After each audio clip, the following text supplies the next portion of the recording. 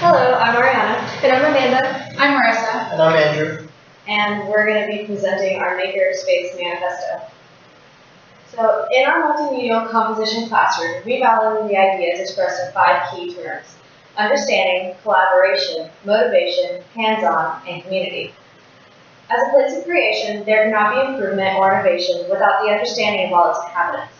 Not only understanding of the goal at hand, which is to make, but understanding of how to handle one's situations and be willing to be understanding on how to handle the situations of others. There may be times when one individual is struggling with how he is to continue his creation, but when those obstacles arise, others in his shared makerspace are to be willing to be understanding and accepting of his dilemmas and should be willing to help out. Which brings us to our next word, collaboration.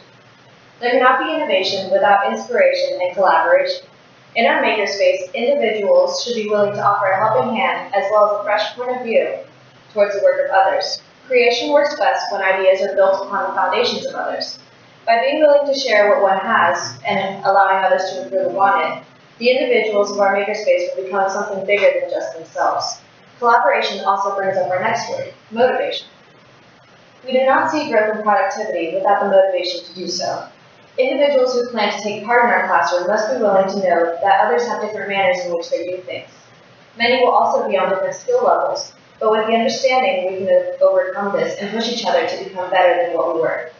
Collaboration also goes back to motivation. By uniting the production of new ideas, the rate of innovation and success can increase exponentially. However, things cannot be created if the individuals do not push themselves to be hands-on in what they do, and that is our next word, hands-on.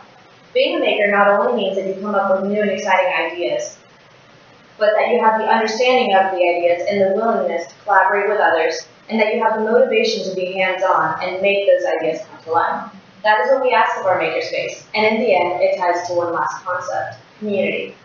The maker movement has been developing for a long time. And the thing that has made it possible is the increasingly growing sense of community that the internet has given us. Now, we have ways of interacting with each other beyond what we had before. This process of socializing and networking has also increased the sharing of ideas. Adding along the execution of those ideas has resulted in what we call now the maker culture.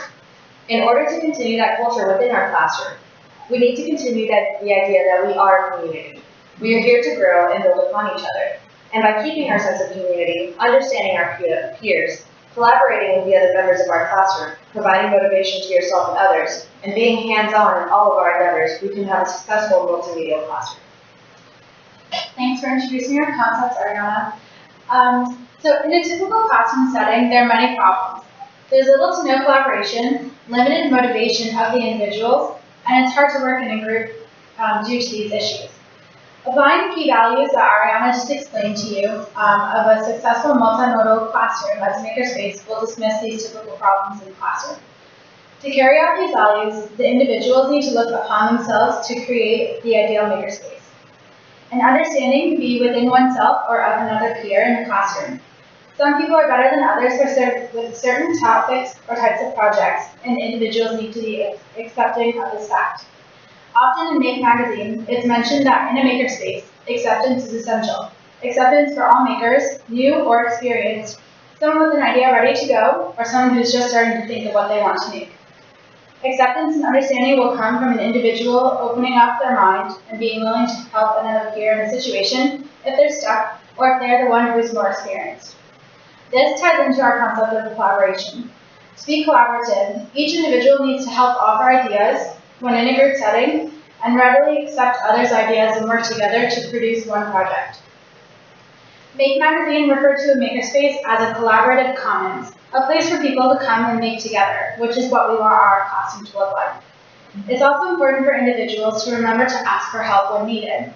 That's why being in a classroom with other bright minds is so useful. They're there to do just that. They're there to help you. To be motivated, individuals in the classroom should feed off of ideas and energies of others, and also be encouraging when other peers get stuck. In a classroom setting, working hands-on would be carried out by completing projects and writing papers for yourself. Familiarizing yourself with your tools and methods of creation are important and can only be obtained through practice, which is why doing as much work hands-on as possible is ideal. And lastly, a community can be made within the classroom and outside of the classroom. To create one inside the classroom, you can put to use the other ideas that we mentioned before for an ideal classroom, working together and sharing ideas to create a community with your peers. And to build this community outside the classroom, ways to do that would be to use social networking to share your ideas and keep other makers in the loop of what you're doing. In addition, you could share your information through blog posts, photos, and videos, again, to show other people what projects you're doing. And bringing to market products of the makers also shows all of this, like the rest of society, about the maker community, strengthening the community bond between makers. A makerspace in a classroom has the ability to be very similar to key aspects are integrated into the classroom. If we as a class would like to effectively learn and get work done, then the composition of a makerspace becomes very important. Mark Hatch in the Makerspace Manifesto turns a list of verbs into an all-encompassing words that relate to a makerspace. These verbs also show how and why we need to care about the composition of not only a makerspace, but as a classroom as a makerspace. Key aspects which make a classroom a makerspace also make it a more effective learning environment. One of these key aspects that was mentioned in Hatch's manifesto is the ability to make. Most of us learn most effectively with hands-on experience. Though the definition of make differs from one classroom to the next, knowing how to make shows an understanding of the material. Once you understand how to make, being able to share is the next step. Hatch gives the example of the junior manager making a template for a product. All she changed was the spacing between the apostrophe and the words, but she was still very happy that everyone was able to see what she had made, and that's the point of the makerspace, to be excited to share. Though our work might not be shown in a public place like hers was, the ability to share something that you feel a great deal of accomplishment for still excites us and causes us to be all the more excited to learn. To pull out the aspect of working with your hands to learn how to work, play helps delve into aspects we most enjoy. A makerspace is one that is meant to be delved into and explored to help cultivate interest. A classroom should be approached in the same way. A classroom which allows the students to play with the material is the one that will best teach the students the material. Because when we want to play with the material we're with, we're usually more involved, and we tend to learn better when we're more involved instead of just being told to do something. You know? The overall point is a makerspace exists as a form of learning. Every aspect helps makers better understand the material and how it can be used. Without this aspect, the composition of a classroom would not matter, since the classroom would not truly be a classroom. So when you combine community and the ability to make, everyone seems to learn better than if you just don't make a community, if you don't learn. There's no makerspace. I would like to talk about the ramifications associated with viewing the English classroom as a makerspace. With the many advantages of the makerspace come inherent difficulties as well. It's important to the scope of this project to address the issues that come as a result of the makerspace. To accomplish this task, we can recall the atoms and bits theory that was made evident in the Anderson text. The term atom refers to physical and tangible objects that exist in the technological realm, i.e. cell phones, CD players, and even books to a certain extent. On the other hand, bits refers to the digital information that has begun to run rampant throughout our society. According to Nicholas Negroponte, the author of Being Digital, our world will eventually make a shift from one being centered around atoms to one being centered solely around bits. By examining modern-day maker culture, it is evident that Negroponte's hypothesis holds true. Today, the Internet is able to hold all of our information as bits, and we can access it almost everywhere. Is this shift a benefit in the English classroom setting? To assess this question, we need to examine the nuances that appear in almost every traditional English class. For many years, such classes focused on the written word. Essays were composed via pen and paper, separated completely from modern-day technology. There are numerous advantages to this early method of English teaching. Firstly, it becomes infinitely easier to correct errors. Having concrete paragraphs directly in front of you makes the process of scrutiny increasingly simpler. Also, the written word brings forth a sense of intimacy that is unparalleled in any other form of essay communication. The reader has the ability to interpret the emotions felt by the writer due to intricacies such as the neatness of handwriting. Having said that, with the shift from atoms to bits, our writing becomes destined to the computer screen. Therefore, when comparing our English classroom to the modern makerspace, we must acknowledge the inherent loss of intimacy that comes with this association. There's one more key ramification of the makerspace in the classroom setting that must be addressed. In any classroom paradigm, the concept of sharing ideas is often frowned upon.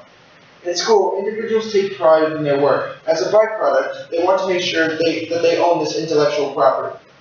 Therefore, one's good ideas cannot be shared and taken advantage of by the entire class. Also, the consequences of plagiarism make it almost impossible to share ideas effectively.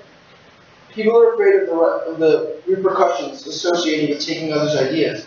So in order to successfully join the maker culture movement in the English classroom, these integral rules must be broken. The reason for this is because the makerspace prides itself on free flow of information.